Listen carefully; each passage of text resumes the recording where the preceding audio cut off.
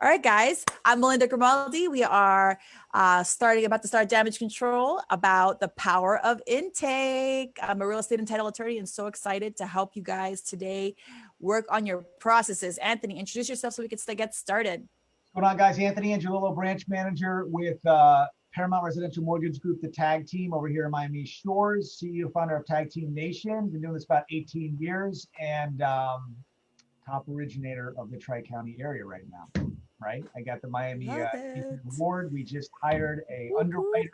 She signed as of yesterday. So we are literally, this plane is taking off and we're going to go now to 35,000 feet, man. So we're climbing, which is great. Been doing this for a while, and you know, we are showing this content for you guys as agents to provide value and also to alleviate any damage that may cause on your wonderful loans in this chaotic world of lending. So let's get to it, man. Yes. We have a lot to go over. Let's get nitty gritty. So let me introduce the show content for you guys today.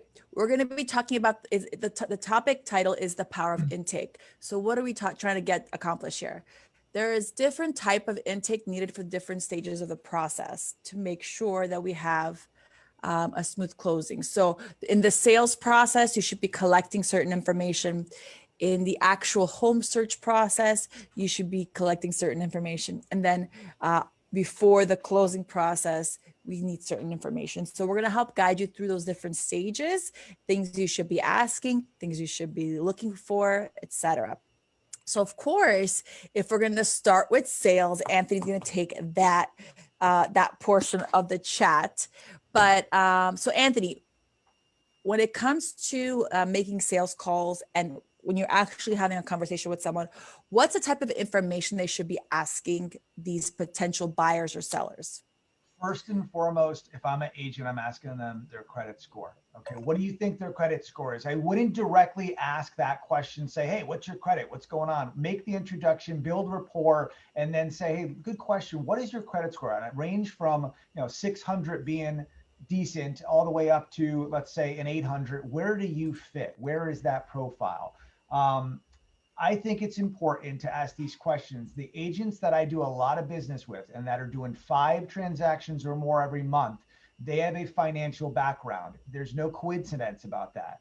They know what to ask. They know what to do on our sector, and they're a master of their craft, right? So asking those questions will alleviate any unnecessary issues, through your sales cycle. That's just me. I would personally do that. But what else do we have, Melinda? What other questions would you ask them? For me, at any stage with any type of client, whether they're buying, they're selling, or even in another type of business, it's what's your motivation to buy? What are your goals? What are your motivations to sell? Because then you'll know what their pain points are. You'll know what they're going through. You'll get the hints to be able to better guide them througing making the decision to hire you. Because right now we're just talking about the decision to hire you, right? So being able to say, being able to ask the right questions to make them feel that you are understanding them, and then also that you are the professional and able to answer those questions. What do you think, Anthony? Let me go into this. I'm just going to go right into it. Let me share my screen. This is, you guys will all get this copy afterwards, tomorrow most likely. But these are the common mistakes that home buyers make. And I feel like real estate agents can alleviate all of this. We just had a situation yesterday, and the buyer was shopping, obviously, and I encourage everyone to shop. But the buyer is a firefighter. So our Homes for Hero program alleviated a lot of the upfront necessary costs associated with the deal.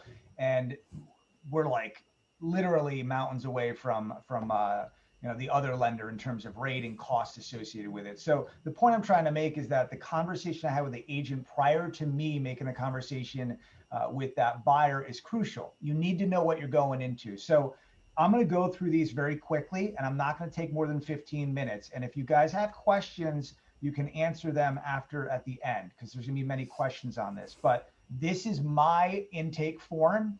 The intake form that we use is a funnel, and every agent has access to this funnel on our website, and there's specific questions that we ask on that website. And the reason for it is I want to know, like Melinda said, the pain point. If we can sell the solution and the problem at hand, the client's happy. All right. So what are the common mistakes? They're not doing proper research and they're not prepared. It is your job as an agent to prepare them. Okay. Even though that most people have access to Google and they're all over Zillow, they're probably going to know what house they want and what price range because they've already done their research. But it is your job to properly set that client up and expect and have expectations and prepare for that client. Choosing the wrong mortgage, this happens every single time. All right. They don't know the difference between FHA or conventional, their influencers, their loved ones, the upbringing. I just had this too, ironically. And I don't want to say names or nationalities, but it was funny because I used my nationality in an Italian culture. You can't even leave the damn house, and you've got to, you got to ask for the marriage for, it's so freaking things. So I can go on and on with that, but this culture was very different. The upbringing was different, and mom and dad was a big influencer. So mom and dad decided that it was best for their son to do 20% down. When the son's telling me, I don't have 20%, I don't want to do 20%. I want to do 3.5. I want to do 3.5. They're saying that mortgage insurance is going to be on there for the lifetime alone. I don't care. I'm not going to be here for 5 years. So there's a lot of things there's miscommunication there. So choosing the wrong mortgage is an issue. All right. And that's something that I would also go into. I just went over the influencer and loved ones. People are influenced with the market. What's going to happen with the election and what's happening with inventory right now in Florida. 900 people moving to Florida a day. California right now is chaotic. People are migrating from the tri-state area. They're all moving to Georgia, North Carolina, Florida, no state income tax. They want to live here.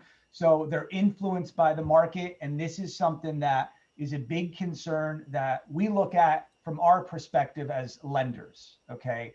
This is something as a real estate agent, I would encourage you to know your market so you can share that to your client. All right. Going above beyond the budget is another problem that we see. People are not moving on where they want to live because they don't want to go over a specific budget.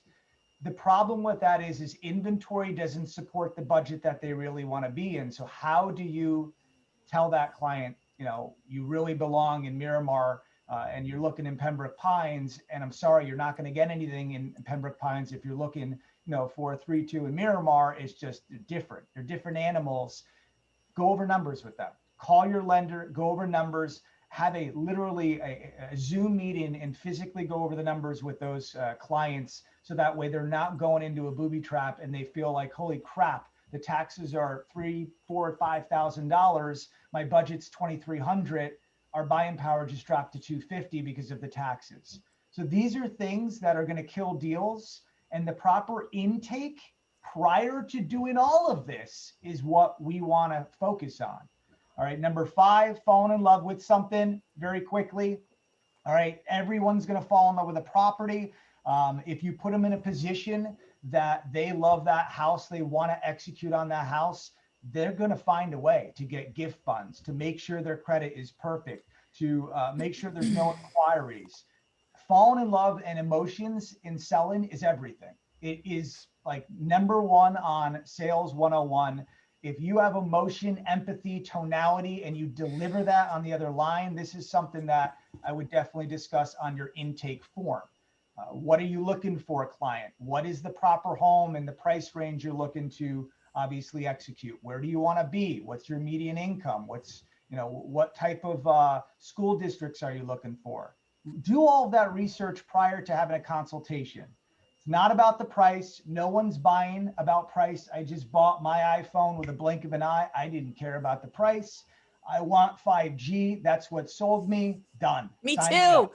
Exactly. So I feel like my phone's lagging on purpose. It's right. Of course it is. Like right when a new phone comes out, I'm like, this is weird. So price price, as Cardone says, is a mystery. I agree with that 100%. When I bought my TV, I went into Best Buy. I didn't care about the price, man. I wanted the TV. I saved for the TV. I went over my budget. I talk to clients every day. I've got 20 grand. Oh, dude, you're there. We need 40. Now they're chasing this stigma of they need 50 grand. They need better credit. I just spoke to the guy yesterday, 700. Dude, you're there, man. You're there. I need an 800. My parents said I need an 800. You don't need an 800. Like, what world are we living in? So these are the things that alleviate all of the pain points. If you can ask these questions up front and say, hey, look, where do you stand right now? Have a proper intake form. Melinda will go into all of that in detail. It's not about price. The last two things that I'll go into is clauses. Melinda is a guru with this. She analyzes every single clause in contract that comes in. She does that for all of our clients as well. And she makes sure contingency periods are met. She second voices the deals for us if we need a longer contingency period. If the appraisal needs to be done within 10 days or a loan commitment needs to be met within a specific time. Hence our underwriter started. Now we're going to do to be determines, and we don't really have a loan commitment at that point. But this is important, making sure they understand this so that way they don't drag their feet if they're going to send in documents. You know how many times clients drag their feet when you guys have everything met with a pre-approval letter, but now we need updated statements or a 401k statement. We're in a contract and it's been 3 days that we don't have that 401k statement. These are things you got to really prep your clients for. All right. And then the final two things is underestimated full costs of buying a house. We don't send a pre-approval letter. If I'm going to have a consultation and an intake form with that client, that intake form that you are creating, it could be anything. Okay, we have templates for you. I've got many templates I can share, but the point I'm trying to make is go over the cost. The lender sending a pre-approval letter does nothing for the client. They need to physically know the cost associated with it. If there's any upfront fees, origination, broker points, whatever the case is, discount points, admin fee, underwriting process, and what is the fee associated with that rate? That is what they want to know. The APR associated with this loan, right? What is that cost? How much is the down payment? What are the prorations going to be? Is there a preliminary CD involved that Melinda can iron up for you guys to really get down and dirty? What is the true cost? Because if they don't know that and they're thinking in their mind, all right, consultations met, FHA, 3.5%, 200,000, $7,000. No.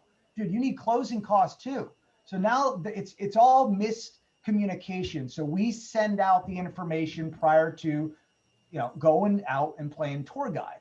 Okay, so this is something Dana does. She's on this call right before she goes out. She will not take a client out until they physically go over numbers. And then if they're fed up, we just had the last one that I'll go over. They're fed up. They're done. It's been 5 contracts. You guys are all having this problem right now. I guarantee it. Inventory's going within every single day. They're done. It's not meant to be. The stars and the moon is not aligned. Blah, blah, blah, blah. We just had this happen. Valerie, one of my Spanish-speaking LOs, said he's done. I'm like, dude, it's not done.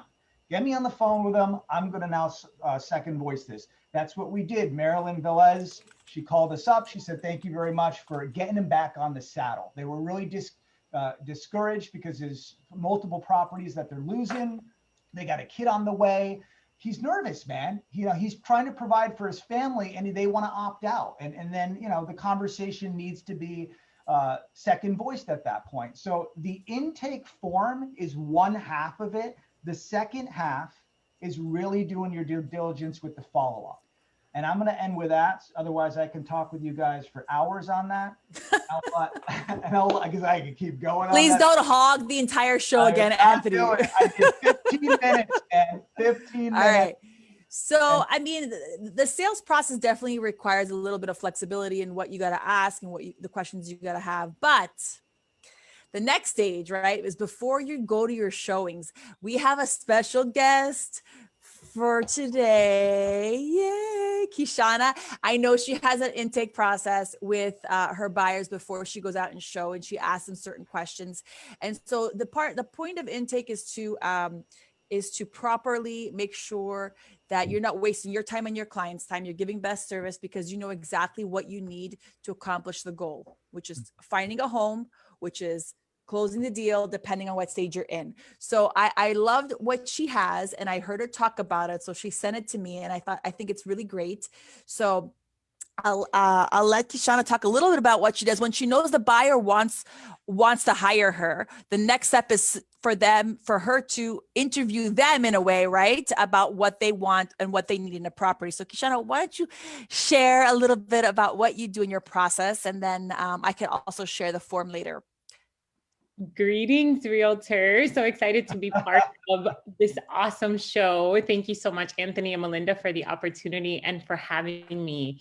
So this is one of my favorite things to talk about, right? Because we as realtors, what do? We get the call, we get the text, we get the DM, you got a lead, and we're like, yes, awesome. Let's get her on the phone. Let's get them on the phone. And then what do? You're like already thinking about the house, you're thinking ahead. And so actually coming through, and I'm hoping that you can take just one small nugget away from this, because this is what's helped me incredibly in the season, especially with COVID, in this COVID season, is just making sure that we're getting the questions right?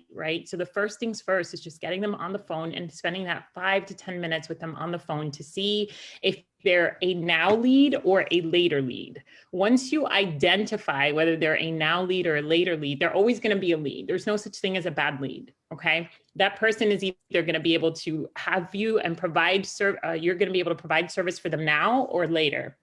So the major thing is make sure that you're able to connect with them now to see whether you're able to serve them now or later. Once you have that information, you're able to set an appointment for them, get them down, nail them down, whether it's Zoom or whether it's in person, whatever you feel most comfortable with, and make sure that you're talking to them for half an hour. There's 3 sheets that I make sure that I put into a folder for them along with other things. But the main one sheet that I spend the most time with is one that I sent over to Melinda. I don't know if you have it, Melinda, but it's— I do. Just, should I share it so they could take a look at it? You can.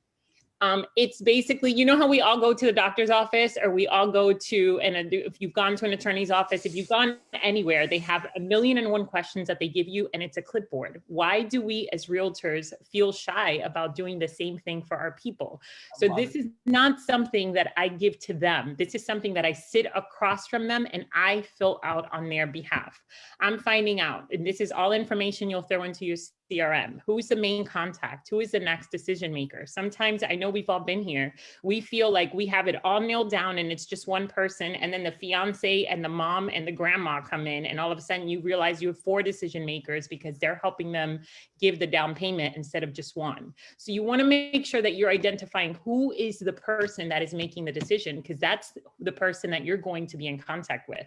So if you have 2 people that are decision makers, 3 people, you're getting all that information down. If you look halfway through the sheet, it says best showing days and times. This is key because you want to make sure that you know when they're going to be available and how much time you have with them.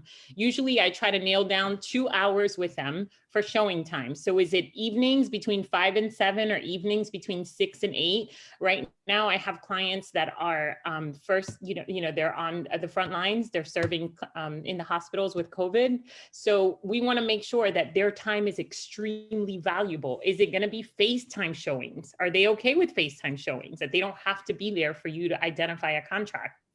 Get a contract in. So all of those things you want to get up front. Why? Because if you wait until the day of, it's already too late. You don't know your client enough. So that's why you want to ask 500 questions in the beginning and take as much time in the beginning. So you're showing them 8 homes to get them to a contract, as opposed to asking 8 questions up front and getting 500 different tours that you're doing for properties. I would say it's also like a business move, like to make you more efficient at what you do. I think as you go through the second set of questions, you're definitely going to be able to pinpoint things better if you spend a little bit more time up front and plan, right? And then have less showings possibly because of that. Absolutely. And it's important that— Go ahead. No, I was going to say it's important that we all know what's the average number of showings that we have to get to a contract. Like if somebody asks you that question, what is the average number of showings that you have to show? Before COVID, for me, it was different. Before COVID, we were at 8, you know. Now we're a little bit higher because we're showing more, there's less inventory. So we're showing more property because of the multiple offers to get to a contract. But the reality is, you know, there's going to be seasons where you know that you're lower or you're higher. So all of those things all of these things are helping you identify what the property is and the type of client that you have and what their needs are. Because at the end of the day, this is going to let you know, okay, you know what, this is a very reasonable client and I can serve them, or your expectations and your needs right now are not anything that I can comply with or serve right now. So we're going to have to change. And remember, we're educating, right? It's our responsibility to educate our clients as to the market, as to whether or not they have reasonable expectations. If somebody comes to you and says, I want a fully upgraded house for $100,000, you know, in the middle of Broward, you got to be like, okay,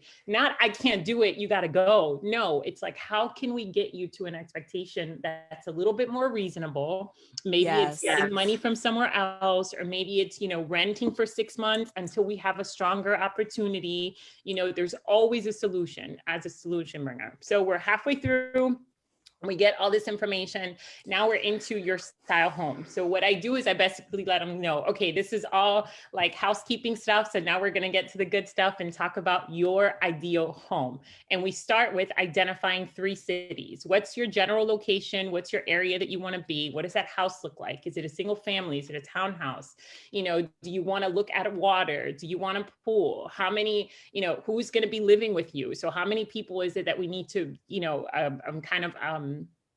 plan to live in that place? Are schools important? Is this an investment property, or is this a home that you're going to be living in? All of those things you're going to get. And once they tell you there's a list of 35 things, it's like, okay, out of all of those things, give me your top 5 non-negotiables. What are your top 5 things that out of this whole list of things you absolutely need to have in your house? Oh, well, you know what? I don't really need to have a 2-bedroom. I could have, I mean, a 3-bedroom. I could have a 2-bedroom. I don't really need to have stairs. I could just do 1 floor. I could actually live in a condo as long as it has an elevator. Like now they're starting to get down to a point where they're thinking about, that's not really a must-have, that's a want. You know, that's not really a non-negotiable. That's something that I would like. And then you're getting them to a place where, okay, you know what? These are the top 3 things. I need to have good schools because this is where I'm going to set the foundation, or we're having kids next year, you know, or I need to have, you know, an open floor plan because I have a wheelchair and I need to be able to get around, you know, whatever that looks like, you're identifying that.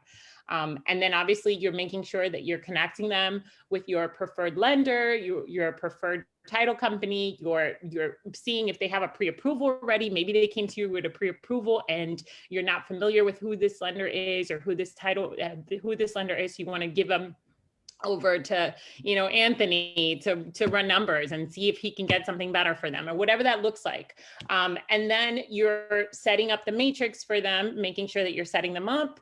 At the same time, at the bottom, you'll see for office use only, I make sure that I scan the ID and I start an electronic file for them right away.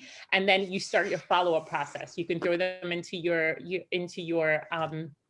system and you can start following up with them right away. Prior to COVID, did you sat down with them? Because I know that you used to do this, and then you would physically cherry pick and you would go through listings with them, right? Absolutely. So I would bring them to the office. It's an hour. That's awesome. That's the best thing an agent can do. Thank you. I would bring them to the office and I would do everything there. So all this paperwork, I have another 2 sheets so that I can identify whether they're now or later. Sometimes, I mean, I've had a rental come to me $1,400, looking for a $1,400 rental in Pembroke Pines. I bring them to the office and every single person, I'm trying to get them to a home. That's the mentality. If it's a rental, awesome. Bring them in and educate them so that they understand how it is that you can get them to a home. That $1,400 rental was someone that wanted to move to a 3-bedroom because they were having a baby. And we identified that they could purchase a home. 2 months later, they purchased a home up an hour and a half from here, an hour and 15 minutes from here, you know, in Loxahatchee. They have land, they have a home. They were looking for a rental because they didn't know. It is our responsibility to educate educate them. That's what we're in this industry for, to allow them to really build financial legacy through real estate. It's such an incredible opportunity that we have. I don't know about you guys, but I didn't have this. And so it pumps me up to be able to do this for others. And it is a shame on us if we're not doing it right the first time, because that could be someone. I mean, my first closing ever has given me 7 closed referrals since. Wow. 7 closed referrals since, just from education. It's not about the money for me. It's not about the money. You do systems right, the money follows. Amen. Love that. So the hour opportunity in the office, real quick, is basically you getting them there with whoever's going to be the next decision maker, because that hour is valuable. Your time is valuable, and you only have a certain number of clients that you could serve at one time. Your time is limited, and your time is important that you're getting those questions before they come in. So when they come in, they're giving you their ID, you're scanning all of these sheets that you're filling out while they're there, and you start an e-file. So that way, when you're ready to send it over, you have all their information already. And if they don't want to purchase right now, or if they start growing cold, or you can't talk to them in 3 weeks, you already know, oh, their birthday's coming up, let me hit them up for that. Or they work on the front lines. It's probably because they're in a hospital 24 hours a day. You know what I'm saying? So now you know how to approach the conversation. You're sending a video text. Hey, I know I haven't heard from you, just checking in with you. And you're making sure that they get that information. And you're not talking to them like, oh, I want a lead. This is a $300,000 lead. I'm trying to close this. You're talking to them like, I'm trying to serve you. You put all that information in your database afterwards, obviously, right? Yes. Yes. Guys, let me elaborate on one thing. She hit the nail in the coffin, man. I mean, the intake form and the decision makers are crucial. I just spoke to an agent on Saturday, first time that I spoke with her, and she said, what do you think about this couple? I said, the father is the influencer, and she respects her father as any daughter should. And she's like, you hit it. That's exactly what we needed to do. And I didn't know that. She took her out with 3 homes. So the third showing, finally, the father needed to go to every single showing because she wants the golden stamp of approval. So all of that could have been addressed up front. That's what Kashana's saying. 3 times over, if she had that intake form and the proper intake form and the answers and questions up front, that's what she's discussing. It's awesome. That's a dangerous intake form. And it's progress over perfection. Don't worry about like getting this thing right tomorrow. We all there's going to be different seasons that this may not work for you the way that we're talking now, because maybe you have a full-time job, or maybe you're in a different season in your process. Don't worry about anything, but just focus on, building where you can, and once you're coming to these, I mean, this is crucial information that Anthony and Melinda are taking the time to provide for you. So make sure that you're just making your list. And that's what I do. I have my wish list, and these are things that I want to work on and things that I want to dig into. This is my idea book right here. I have pages from the beginning of the year, every even damage control. I get ideas for when we bring people on, and I'm like, oh yeah, that's a good idea. Let me put that in. And everyone has a little book, and I put it in there. And then every quarter I plan out some projects, but it's important to not get overwhelmed, but then make a list of all the things you want and organize them and to kind of your to-do lists, right? There's a few things on your sheet that I love questions. Of course, you ask who else will be living in the home, right? Because sometimes just because you're a married couple with no kids doesn't mean you're not going to have the grandmother there, the mother there staying. It's an important question to understand the dynamics. Of course, I love decision maker because it really gets, or who is your council of elders, or who do you talk to help make a decision, or do you want them to be involved in different stages of the process, and you get that idea up front, so you're not doubling the work. What is prompting your move? Super important question. That's kind of what I said at the beginning before you jumped on. It's why do you need to sell? Why do you need to buy? You get a lot of information just from that question, which is really, really a good strategy there, because you start to see, you know, like, is it because there's a divorce? Is it because there's, you know, is it because, oh, I want a new school zone? Then you start to get into those non-negotiable lists, right? So I know for myself, school zone was a non-negotiable. I'm not moving to somewhere where I have to pay for private school. That's why I left where I'm at now. And that was the main reason why we did the move that we closed last week. So it's very important to understand that and have that. I love the idea of the 5 non-negotiables. You mentioned to me something a couple of weeks ago. I have to like go back to the list and remind them of what their non-negotiables were. So why don't you give a little bit about, can you elaborate on that? Sometimes you got to go back to the list, right? Yes, absolutely. So we actually have a buyer now that we've been serving for about 3 months, actively showing her properties. And the reason why is because she is in a general place. She only wants within these certain blocks. So we're like, to knock down doors, expireds, do whatever we need to do to make sure that we can get her in that place. The reality is sometimes when you start to take more time in making your decision, and the more properties you see, the more that you may start to get away from what the non-negotiables are, you know, because now you see that you could have this in your kitchen and you never thought about having columns in your kitchen, or you never thought about it. So now that all of a sudden becomes something that you want. But the reality is that initial conversation that you had with them told you whatever the non-negotiables are. So as you're taking them out and as you're showing them the properties, if you're on property number, 17, and they all of a sudden added something else, you want to always go back to that list. Oh, well, you didn't say that you wanted a pool, even though that last house had a pool, but the inside wasn't as upgraded. You said that what was important to you was making sure that you had already the upgrades done because you didn't want to go through the whole reno. So is that something that is now a non-negotiable for you? Because in this price point or in this city, it may not be as attainable. So now you're reminding them, because we're walking them through the process, right? So now you're reminding them what they said was a non-negotiable, and making sure that if it is and it changed, that so that we can better serve them. Yeah. Yeah. Question. What about non-negotiable? Yeah, non-negotiable price that changes throughout the showing process. I would think, look, this happened to us. We were looking at one price point and we jumped a lot because we realized what was available in that price point, especially now, was I couldn't get my non-negotiables. So we doubled down, worked a little harder for a couple months and got what we needed to do. In the neighborhoods that we wanted. So I could see how that can change, but I guess if it's doable, it's okay, right? But sometimes it's not doable. So what do you think, Ishan, on that? Right. And I think too, it's important sometimes I've had couples where I've sat down in front of them and they've told me, I want good schools, but yet they don't want to have kids for another 2 years.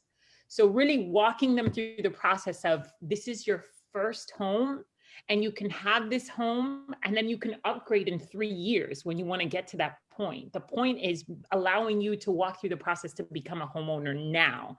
So maybe, someone that, let's say a duplex, maybe purchasing a duplex, for one as a first-time buyer is not something that they considered, but you can educate them and let them know, listen, if living, if having this lifestyle or living close to downtown is not a big deal for you, and maybe not as favorable of a school zone as you would want, it's not a big deal for you. It's okay because it's only just you and him, maybe for the next 3 years. And now you have an income producing property. And that's like not even something that they thought about. You know what I mean? Right. And the reality is, if you're not going to try it like for 2 years, then by the time they go to school, it's like 5 years. Yeah. So at least, right?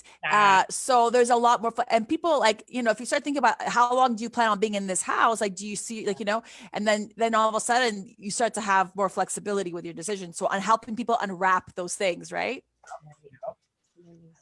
We just did that. The guy that we closed, we just did that. And he's like, I'm going to move to Arizona in 5 years. I'm like, yeah, but then you can rent this out. You have passive income coming in. Oh my God, that's great. Blah, blah, blah. I can maybe turn it into a duplex, blah, blah, blah. So right. You're open in there thinking of how they can make more money and unravel their opportunities to grow. So unwrapping the layers. That's all it is. That's all it is. Ishan, can I ask you a question? Everything you said is so interesting. So everything that you're talking about there, especially that last part, that takes a level of confidence from a realtor to breach that topic with that individual.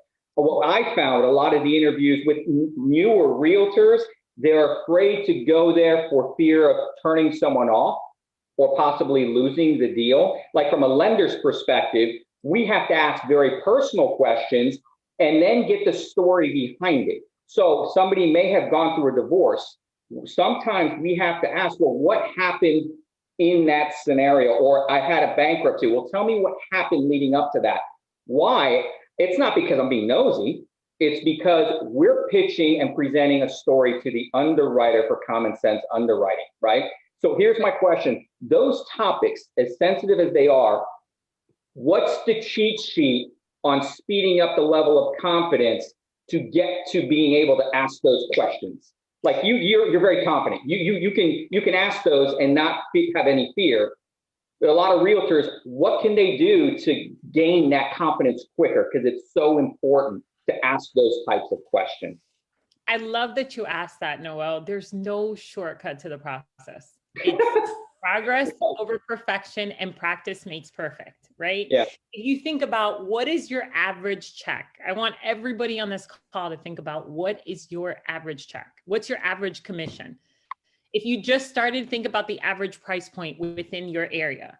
If you tell me you're in Pembroke Pines, okay, average price point there is 300,000. So boom, $10,000. So that's like 9,000 and some change. Am I gonna go and invite a client into my office, having never practiced this conversation, knowing that they're looking in Pembroke Pines and their average commission check could be $10,000? Think about it. Mm-hmm. Think about other industries like ours. How hard does a doctor have to work to get to the point where they're on an operating table? How much school do they have to have? How much practice do they have to have? So if you're not confident, here's a solution. Call your mom, call your dad, call your best friend, and arrange this conversation until you get it perfect. Yeah. Literally, sit in front of the mirror and look like role playing. Look at what you look like. Yeah. Like, honestly, there's times where my first listing presentation, I had never practiced. It was a hotmess.com. And I'm pretty sure the only reason why I got that listing was because she didn't even speak English. So I'm pretty sure that between like my Spanish, her French, her whatever, we kind of made it work. However, the important thing is that I walked out of there sinking in my step because I was like, that was disastrous. And yet, and still, it challenged me to never want to be in that position again. Yeah.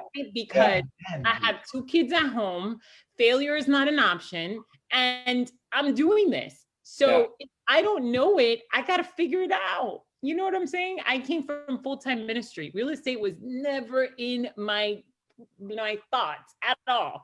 So it was like, as soon as I came in, I just thought, I'm going to get educated. I'm going to go to every class that the association offers, every free class that my preferred vendor was offering. I was there. I was having it. I was just consuming. And I have so much left to go. But the point is that I got comfortable with the conversation. You got to get comfortable with being uncomfortable. Yes. If you're not want to have that conversation, make sure you practice it. Right, absolutely. And then one thing, as an attorney, I've had to have many uncomfortable conversations. But don't forget, when I first started, I also did some divorce work, and there's some estate planning and probate that I've done. So uncomfortable conversations are quite common for attorneys. And by saying, listen, I'm going to ask you some personal questions, it's going to help me service you better. Bingo. Right? If you preface it like that, it's going to help me help you better if I ask you these questions. And if you feel uncomfortable, but by just putting it out there, I think it softens it a little bit. And by you acknowledging, listen, I know these are personal questions, but we need to get personal to really help you. And that helps a lot. Okay, on that's fantastic. On that note, so Kishani, everything that you went through on the front end from a real estate standpoint, fantastic.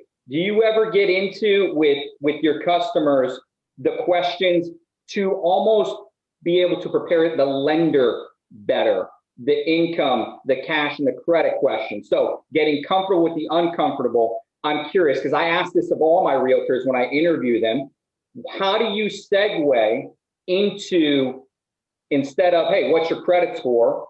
Because some communities, right, may have a minimum credit score required. You have to have proof of funds, right? You have to do that. So how do you get into that question? Not getting into the details, because it's the lender's, responsibility for that, but getting into those questions without being off-putting, so that you can set up the lender with a little bit of inside intel before they make the call for the client. And now everybody's working in concert. Make sense? Yeah, absolutely. So great question. So 9 times out of 10, they're going to tell you. They're going to tell you, once you tell them, if they tell you that they're interested in condos. So I say, okay, well, and I prep them. Okay, well, most condos in the area, you may be looking at 20 to 25%. However, there's a certain number, limited number that we can get in with 5%. And they're going to tell you, oh, I have 20%, but I would prefer to give 5%, or I don't have 20%. So then now you're educating them. Okay, well then we need to get into a lot block. We need to get into, something else that is going to be able to serve you with a 3%, For the most part, I am very, very big on staying in your lane. So everyone within the transaction has a responsibility. I will not be that realtor that tells you, send me your papers, I'll look at them. That's what the lender's for. I'm not going to be that person. Can I explain to you a CD? Can I order insurance for you? Can I do all that? Absolutely. However, there are certain roles within certain people. And I always I explain it to them up front so that they understand. I'm the person that you can call for everything, and I'm going to point you to who has the answer. For me, it's a violation if the lender or the title company starts speaking to them about the city that they need to land in, because that's my role, right? So vice versa. I don't want to say something that then when they go to Anthony is going to be conflicting information, because I've told them something that Anthony knows newer, because he's the lender and he's the one that has all of the updated responsibilities and policies and laws and everything that's coming out. So if there's a guideline that has changed yesterday and I'm not aware of it, now I'm getting them dated information, and now none of us are looking credible. You know what I mean? That's why I feel like staying in your lane is so important. What I do is, when I reach out to the lender, I tell Anthony, hey, this is her situation. This is where she's at. This is what's going on, so that way, when he calls her, she's not having to regurgitate the same information. Exactly. You ever breach the credit question? Credit score question? Again, they usually disperse that information. I will ask but it's very rare that I have to. Really? Okay. Very rare. And the reason why is because they're so comfortable with you that now they're telling you everything. Like, well, I didn't really know, sometimes we've gone through the whole sheet and they go back around and they're like, well, can I just tell you my credit's not that good? And you're like, what's not that good? 650. Oh no, that's great. You know what I'm saying? Like, we can get you a loan, don't worry about it. You know what I mean? Like, sometimes they say it's 580 and I'm like, I still got you. You know what I mean? Like, figure it out. Exactly. And sometimes it's just because they don't have enough credit. So now, Anthony's gonna be able to let them know, hey, this is what you got to do to get yourself on track. But just making sure that you have that conversation. And most of the time it's all in our head. The challenge is in our head, and we make it so much bigger than it needs to be. Sure. That. Thank you. Yeah. Awesome. So now we found the house, right? Or they signed the listing agreement, because I'm going to go into both, right? And we're going to talk about the intake process moving forward. I basically took my intake forms and I moved some things around, took out some of the highly technical stuff, and put in the information here that I think you guys should be asking, or you guys should be aware of in the process. So now you might get some of this in your preliminary sit down, like Kishana's form. So some of it's duplicative, but then you can go over and make sure you have everything in your file. So I'm going to share first. Well, since we're talking about buyers, I'll share what I have for buyers. All right. So here's my buyer intake sheet. Now, Kishana already said she got a copy of the ID. Super important that the ID names match the offer, match that will match what the lender has. Because if not, it's going to require addendums, it's going to require last minute changes, it's going to require AKAs. And so it just makes for a smoother process up front. Okay. Once you're getting closer and you're putting a date on the offer, you should know more or less, is that buyer going to be around? Are they going to be in town? Do they plan on traveling? Do they have any trips planned in the next couple of months? Because that's an important dynamic that we need to be aware of. Then we have to talk about, okay, now that we're under contract, who's the best person of, we keep the same communication style that we've been doing, or is there somebody else that's more the point of contact?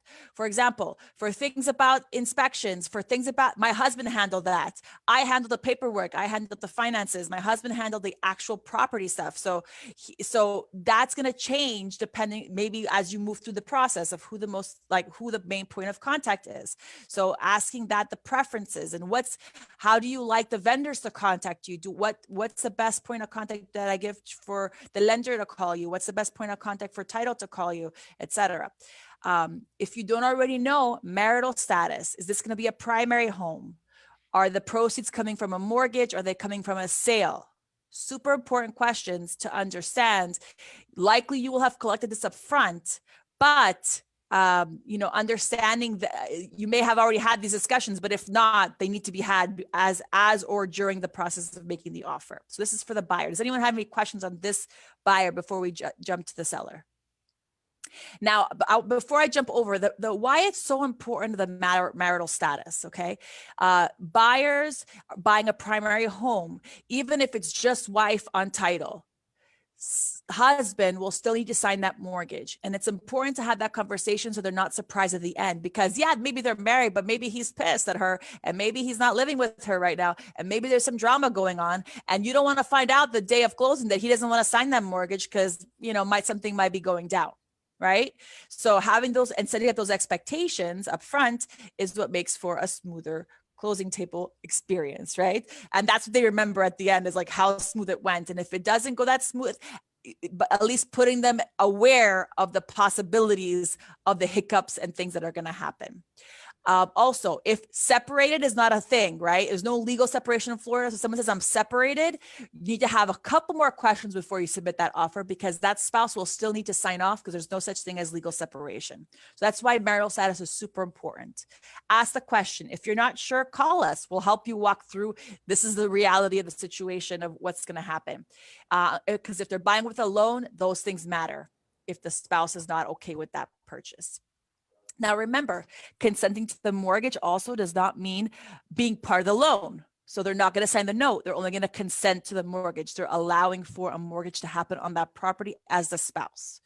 So that's something that you could also need to be able to explain sometimes. Okay, we haven't talked too much about sellers or listings, but this is a super important process. There's a lot more questions here that we have as part of the process, but it's more, these questions happen more upfront. So when you're sitting down with your seller, it's very important to think about, who are you meeting with? Do they match the property appraisal and the deed? If they don't, what happened? Ask the questions, get the IDs, get the spelling. Is it different? Was there a marriage? Was there a divorce? And asking those questions up front. And if it's a primary residence, because that's going to open the picture to all the additional issues that can come up. So the property appraiser has some names listed. If there's more than two people, usually they have ETAL at the end. So ETAL is not like some abbreviation or last name. That means etal, which is a Latin term for there's more. That just doesn't fit in the line. That's what it means. There's more. So pull the deed that's lower down the link. You could pull up the prior deed, and you're able to actually pull up the full list of people that are considered sellers. If they're not all there, find out who they are. They should all be signing your listing agreement. They should all be signing the offers, and make sure that if someone's missing, if they passed away, we need to find out where like, do we need probate, or is there built-in inheritance? And of course, I'm always happy to answer those questions if you need a little help with that. Little note, if the seller is a trust or a company, we need proof that they have the authority under that company or under that trust to sign off on behalf of that entity. Sometimes it's simple to find, sometimes it's not as simple. The Sunbiz does give you a lot of information, and the prior deed usually lists who the trustee is, but things change. So you need to make sure that you have the updated information. Marital status. If they're married and they're only person on title, the spouse still needs to sign off to consent to the sale. It's very important that you're aware of that. They don't need to sign the listing agreement. They don't need to sign the contract, but you better make sure they're all in on that sale, because otherwise they could stop you in your tracks on that closing table. Understanding if they're residents for U.S. tax purposes, because that triggers FERPTA. That triggers maybe what price point you want to list the property at. It triggers who and what type of buyer you might entertain, because there are exceptions, right? So if we could fall under an exception, it might be a good reason to not have a buyer be a business or a trust, because then they can use it as a residence and sign off for exemption purposes. That's a whole other class, but just know, finding out if they pay taxes here as a resident, that's a really good question to have. If it's a primary residence, then we know it's a homestead. Collecting all the information. Will they be in town? Again, traveling. Are they traveling in the next 5 or 6 months? Where are they going? Who will be with them? Then we could have them pre-signed, get a power of attorney, get all the documents in order. So that's a good question to always have. Are there existing mortgages and/or lines of credit? Listen, you'll know what flexibility you have with offers coming in. If they're tapped to the max between closing costs and mortgages, then like your seller might not have as much room to budge because they got to pay all those expenses. So being aware of that and having the information to prepare a net sheet is going to be super important for your negotiation process. Is the property in an association? We talk about this all the time. If it is, you got to start collecting some documents, collect your rules and regulations. If it's a condo, the condo docs, the budgets, approved budgets for the current year, not last year, not pending. Remember, guys, the lender's going to need this for the offer.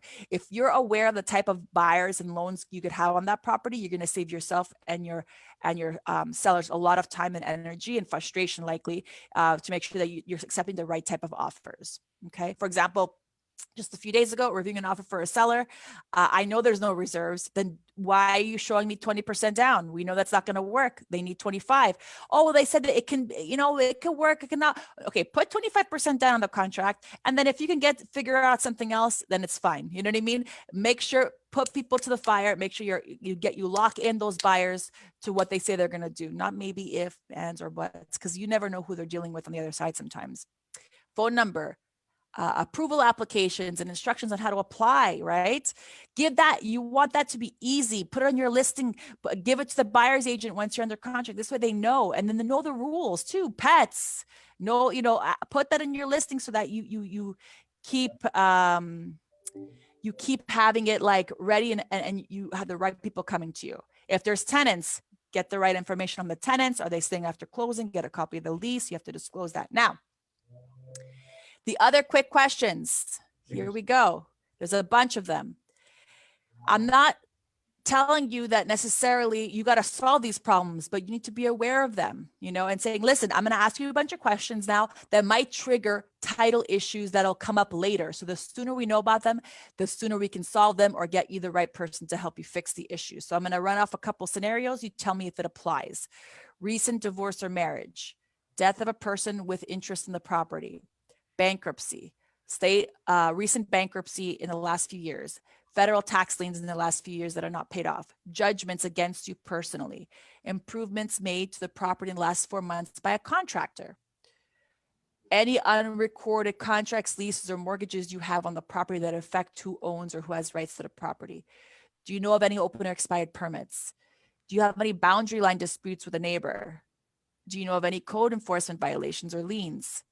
Has foreclosure proceedings have been initiated, and do you plan to have a power of attorney to be someone signing on your behalf? These are super powerful questions. A lot of times they're no. A lot of times they think they're no, right?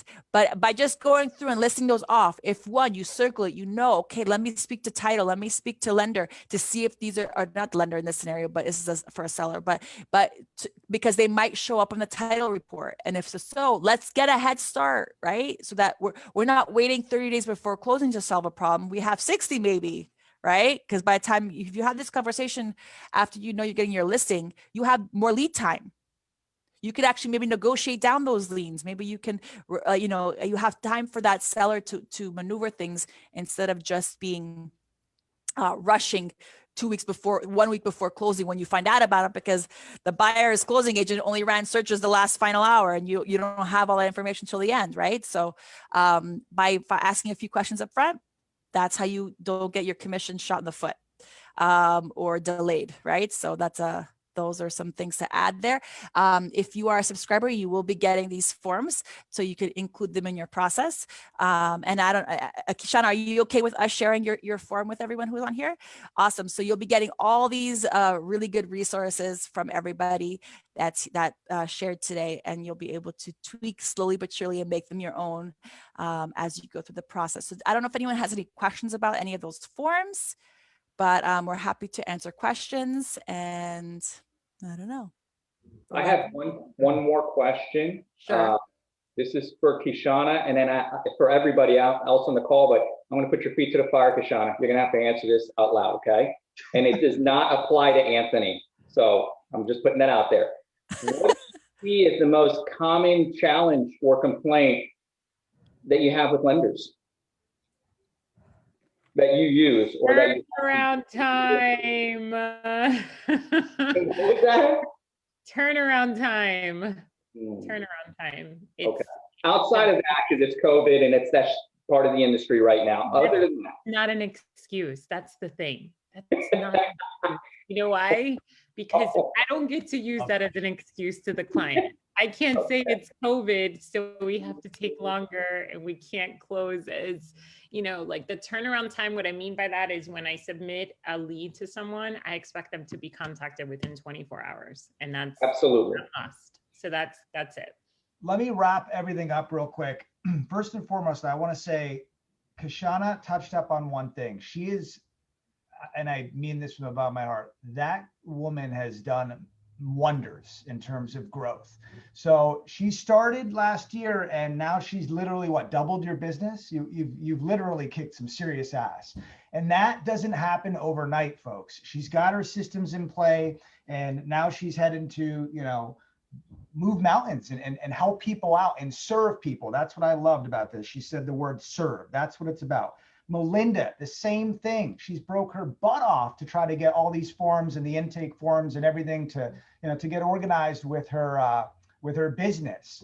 Our intake form is exactly like Melinda's intake form, legal separation in the state of Florida.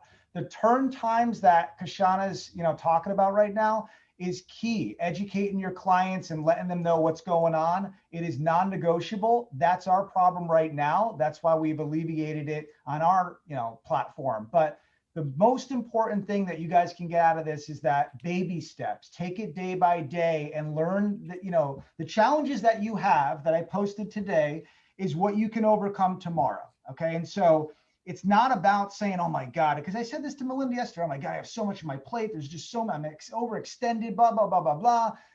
Slow down, take it day by day, one by one, you'll get there. So that's the point of damage control, is to educate everyone. You guys have part-time jobs, or if you're a full-time agent, you'll get there. Slow and steady wins the race. And we're continuously growing as we learn, and we learn from others. That intake form for Kishana just really brought up some good intake forms that we're setting up from our funnels that are being launched. And so you get these golden nuggets that Melinda says from everyone. And that's the point of this series. So thank you so much for surprise guest. Any questions? Melinda, anything? Yes. So thank you, Kishana, for joining us and for sharing your experience. No, I mean, I thank you, Kishana. Thank you, Anthony. Another great show. This is what it's all about, guys. Every little episode will help you tweak. Just come on back and we'll help you tweak something else in 2 weeks. Let's see. Do we have our topic yet? Let me see. What's up next? TBD. Looks like we're up for recommendations, guys. If anyone has any ideas of what they want to hear on the 5th, we are happy to take any recommendations. We have some ideas in the pipeline, but always open. That's yes.